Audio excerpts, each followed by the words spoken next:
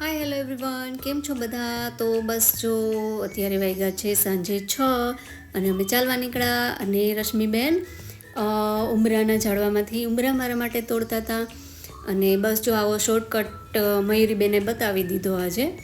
મને ખબર નથી, હું 14-15 વર્ષથી અહીંયા આવી છે પણ મને આ રસ્તો ખબર નથી. જો થેન્ક યુ. હવે બસ જો આ થાકી ગયા તો થોડીક વાર રેસ્ટ કરવા માટે બેસી ગયા અને આ છે અમારી બાજુમાં મંદિર અને હું લઈ આવી છું મેગી અને આજે મને મેગી ખાવાનું બહુ મન થયું હતું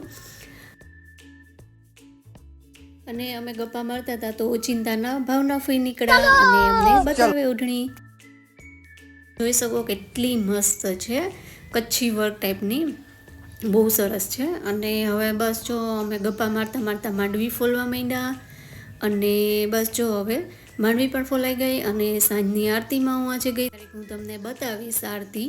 તો બસ જો હવે જમવાનો ટાઈમ થઈ ગયો, આજે મને જમવાની ઈચ્છા નહોતી તો બસ જો હું અને હિરેન બે મેગી આજે બનાવવાના છે અને ઉપર અમારા રૂમમાં ઓવન છે તો હિરેન મારી મસ્તી કંઈક કરે અને બસ જો હવે અમે મેગી બનાવીએ.